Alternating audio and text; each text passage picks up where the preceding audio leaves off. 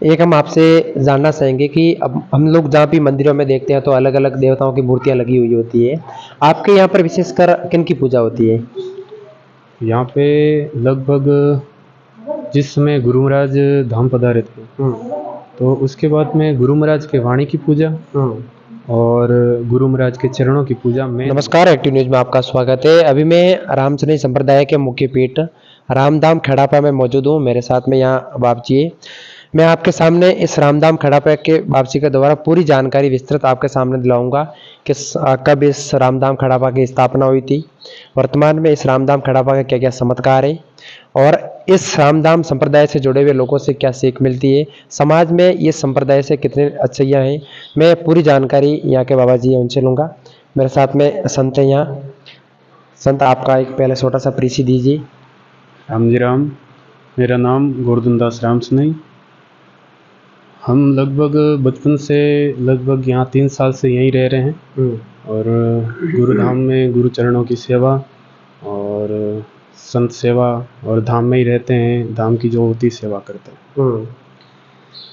आपसे हम जानकारी लेंगे कि इस संप्रदाय की कब स्थापना हुई थी? रामसनई संप्रदाय की स्थापना तो लगभग राम जी महाराज से ही है। श्री शंकर भगवान है। रामसनई अगर सबसे पहले कहा जाए तो वो भगवान शंकर हैं। लेकिन अगर आप इस धाम की स्थापना के बारे में पूछ रहे हैं तो इस धाम की स्थापना 1834 में हुई थी और रामदास जी महाराज ने लगभग 1809 के अंदर श्री हरिरामदास जी महाराज जो सिंतल में हुए थे, श्री हरिरामदास जी महाराज से रामदास जी महाराज ने दीक्षा ग्रहण की थी। वर्तमान में रामसनई संप्रदाय की कितनी पीठ स्थापित है अपने राजस्थान में? राजस्थान में मुख्य 4 पीठ स्थापना है। सबसे पहले रैण संप्रदाय जो नागौर के अंदर है और उसके बाद में सिंहस्थल संप्रदाय जो बीकानेर में स्थित है।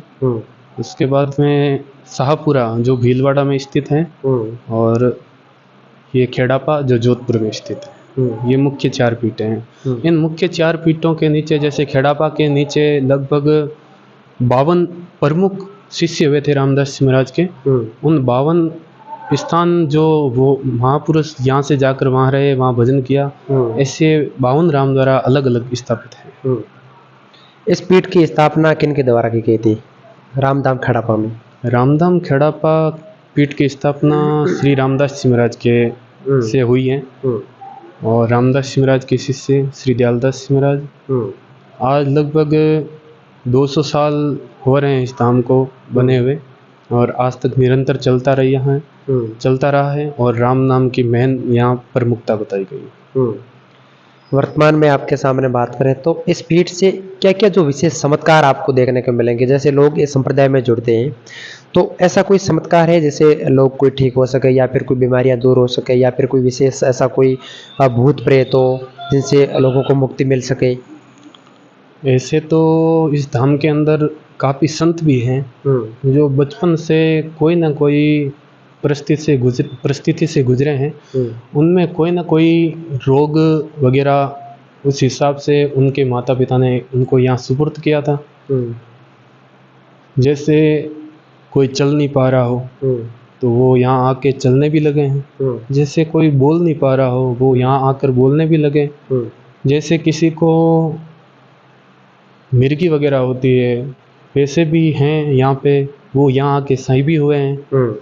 काफ़ी संत भी हैं जो यहाँ आके अच्छे से सही भी हुए हैं और संत सेवा भी कर रहे हैं और आज भी यहाँ पर रह रहे हैं। और बाकी बताया जाए तो यहाँ पे महन जो स्थान है यहाँ पे रामदास जी महाराज के टाइम से तो उस समय लगभग अंबर दूजे भूत कमावे कहा वचन गुरुदेव रामदास सांसो तजो करो संता की सेवा। मतलब यहाँ जो भी संत सेवा में जो भी धनराशि आती है, जो भी मूल्य आता है, वस्तु आती है, वो आकाशीय वृत्ति से आती है। अंबर दूजे भूत कमावे।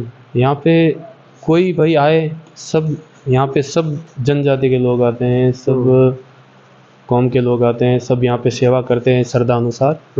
और जिनकी जो कष्ट होता है, जो पीड़ा होती है, वो महाराज जी के सामने रखते हैं, बोलते हैं। अगर वो यहाँ के रामसनई हैं अगर नहीं है तो उनको राम स्नेही बनाया जाता है। भाई आप राम स्नेही बनो तो ये आपकी जो भी कष्ट है, संकट है, ये दूर हो जाएंगे। जैसे यहाँ स्टेशन पे एक भाई हैं गिरधारी राम सोलंकी करके, तो वो लगभग आज से 40 साल पहले एक बार मृत घोषित हो गए थे। उनके मतलब वो खेत में काम कर रहे थे, खेत में काम करते करते उन्हें मतलब कुछ आवाज़ सुनाई दी कि भाई आज के इतने दिन बाद आपकी मृत्यु हो जाएगी। तो उस बात को लेकर वो यहाँ आए महाराज जी के पास। महाराज जी ने कहा भाई आप जैसा भी हैं, जो हुआ उसको तो भाई क्या कहें, लेकिन जो भी हैं आप यहाँ की सेवा कीजिए, धाम की गुरु चरणों की सेवा कीजिए, गुरुधाम की सेवा कीजिए। वो दिन आएगा तब देखा जाएगा क्या होता है क्या नहीं होगा। उसके बाद में लगभग वो यहाँ रहे थे। वो काफ़ी, आपने अभी जो बताए थे गिरधारी राम, वो अभी वर्तमान में जीवित है? हाँ वर्तमान में जीवित हैं। रामधाम खेड़ापा स्टेशन पर रमा होटल के नाम से वो होटल भी चलाते हैं। यहाँ से कितने किलोमीटर दूर है अभी? यहाँ से 1 किलोमीटर दूर। 1 किलोमीटर दूर है। बिल्कुल, जो बाबा जी ने आपके सामने, संतों ने आपका हम चमत्कार बताया है, हम अभी वहाँ उनके पास में भी जाएंगे और उनका एक इंटरव्यू लेके आपके सामने प्रस्तावित करेंगे कि वास्तव में क्या ये चमत्कार हुआ था। बिल्कुल, अब आगे बताइए। वो लगभग यहाँ सेवा कर रहे थे, तो जो तिथि बताई गई थी उनके जो कानों में सुनाई दी, उसी दिन उसी टाइम मतलब एक बार वो यहीं बैठे, यहाँ सामने बैठे, मंदिर के सामने बैठे थे और अचानक से गिर गए। तो फिर पता चला कि आज वो दिन है जिस दिन का इनको वो सुनाई दिया था। उसके बाद में लगभग वो यहाँ पे 8 घंटे उसी स्थिति में थे। महाराज जी ने लगभग, जो वर्तमान आचार्य हैं श्री बाबजी महाराज, उन्होंने लगभग 8 घंटे लगातार राम रक्षा की थी। राम रक्षा के प्रभाव से उनमें पुनः प्राणों का संचार हुआ था और वो पुनः जीवित हुए थे। और आज भी वो धाम के अनुयायी हैं, धाम की सेवा करते हैं, आते हैं, रोज़ सुबह आते हैं, परिक्रमा करते हैं और प्रणाम करते हैं और फिर वापस अपने काम पे जाते हैं। ऐसी कोई विशेष बीमारी है जिनका यहाँ आप स्पष्ट कह सकते हैं कि इलाज हो सकता है यहाँ मंदिर में आने से? यहाँ पे लगभग सबसे ज़्यादा जो भी लोग आते हैं भूत प्रेत वाले लोग होते हैं। भूत प्रेत वाले लोग जिनको भी ये समस्या होती है, वो सबसे पहले कहीं भी घूम जाते हैं, मतलब अनेकों जगह जाते हैं, कई थानों पे जाते हैं, गोगा जी, बाबू जी, वो पूछताछ कराते हैं, माता जी के पास जाते हैं, लेकिन अगर उनको कहीं भी शांति प्रदान नहीं होती है तो सबसे लास्ट में सब जगह भटक कर वो यहीं आते हैं। और उनका यहाँ पे जो भी भूत प्रेत आते हैं उनको मुक्ति यहाँ से मिलती है। वो खुद स्वयं भूत प्रेत बता देते हैं कि हाँ अब हम यहाँ मुक्ति प्रदान कर सकते हैं। वर्तमान में अपन रामचंद्र संप्रदाय की बात करें तो ये लोगों की एक अच्छी प्रवृत्ति के लिए और समाज में किस तौर पे कार्य कर रहे हैं? रामचंद्र संप्रदाय मुख्य रूप से जो भी आज मतलब युवा जनरेशन है, जो भी भटक रही हैं, भगवान को भूल रही हैं और वो मतलब पाश्चात्य संस्कृति को अपना रही हैं, तो अपने को मतलब जहाँ से अपन शुरू हैं, जिस नाम से शुरू हैं, जिस भगवान से जुड़े हुए हैं, जिस धाम से जुड़े हुए हैं, तो उसको छोड़कर जो दूसरी तरफ जा रहे हैं, नशा प्रवृत्ति अपना रहे हैं, तो उस नशा प्रवृत्ति को छुड़ाकर भगवान की तरफ कैसे लगना चाहिए, ये रामचंद्र संप्रदाय सबको सिखाता। बिल्कुल, आज वर्तमान में जिस प्रकार संतों ने आपको बात बताई है नशा मुक्ति की, इस नशे से आज वर्तमान में हर घर लोगों की बीमारियों का इलाज चल रहा है। हर घर में आपको आज से 5 साल बाद कैंसर से पीड़ित लोग मिलेंगे इस नशे की प्रवृत्ति के कारण, और इस नशे के कारण कई लोगों के घर तो तमाम हो चुके हैं। इस संप्रदाय का मुख्य कारण है कि लोगों को किस प्रकार से नशे को छुड़वाना और राम भक्ति में विलीन होना सबसे मुख्य कारण माना जाता है। इसके साथ में और भी कुछ है? और जो भी आज के युवा हैं वो नशा पते में पढ़कर अपने जीवन को खराब कर रहे हैं, वो सत्संग में कैसे आए? आप देखते हैं आजकल सत्संग के अंदर जो वृद्ध लोग हैं वो ज़्यादा आते हैं, लेकिन धर्म प्रचार के हिसाब से युवा लोगों को भी सत्संग में भाग लेना चाहिए ताकि उनमें भी भगवान के प्रति भावना बढ़े और भगवान के तरफ वो भी लगें, जो आने वाले बच्चों को अच्छे से संस्कार दे सकें। बिल्कुल, इस संप्रदाय की अपन बात करें तो ये संप्रदाय जीव जंतुओं के लिए कितना कार्यरत है? यहाँ लगभग 700 गायें भी है, गौशाला बनी हुई है।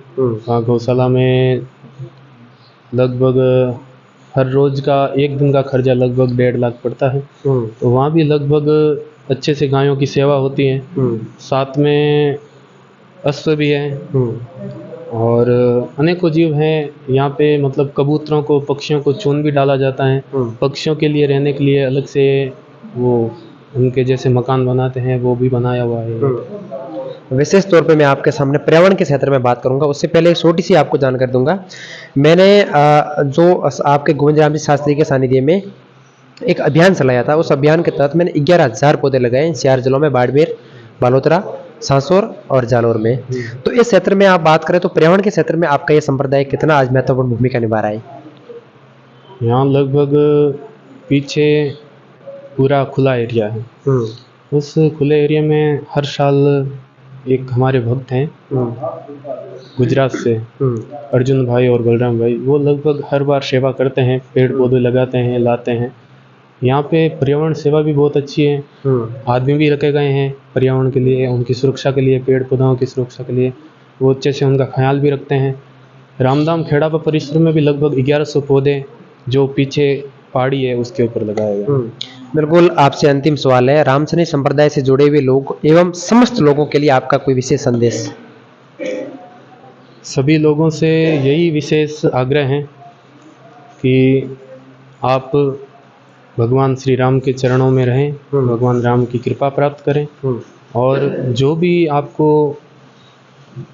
कोई भी मनुष्य मिले, कोई भी जीव मिले, उन्हें आप भगवान के, मतलब जैसे आप भगवान देखते हो कि सब में भगवान है, उसी हिसाब से आप सब में भगवान को देखें। और एक हम आपसे जानना चाहेंगे कि अब हम लोग जहाँ भी मंदिरों में देखते हैं तो अलग अलग देवताओं की मूर्तियाँ लगी हुई होती है, आपके यहाँ पर विशेषकर किन की पूजा होती है? यहाँ पे लगभग जिस समय गुरु महाराज धाम पधारे थे, तो उसके बाद में गुरु महाराज के वाणी की पूजा और गुरु महाराज के चरणों की पूजा मेन बताई गई है।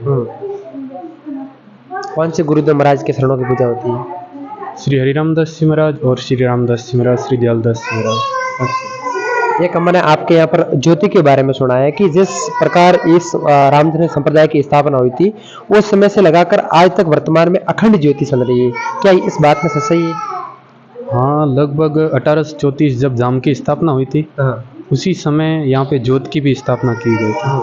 तो 1834 से निरंतर आज तक जो ज्योत उस समय प्रज्वलित की गई है, वो आज भी सही रूप से प्रज्वलित होती आपको सामने दिखाई दे रही है। बिल्कुल। अब बात जो यहाँ के संता को कहना है कि इस प्रकार एक अखंड ज्योति चल रही है, वो आप लोग देख सकते हैं कैमरे में, इससे वो ज्योति चल रही है जिस धाम की स्थापना हुई थी उसके बाद में लगाकर आज तक वर्तमान में ये अखंड ज्योति चल रही है इस रामधाम खेड़ापा जोधपुर के अंतर्गत। मैंने यहाँ के संतों के द्वारा पूरी जानकारी ली है और इस चैनल के ऊपर अपलोड कर दिया। आप लोग बने रहे, जुड़े रहे। एक बार इस वीडियो को सभी लोगों तक शेयर जरूर करें। धन्यवाद।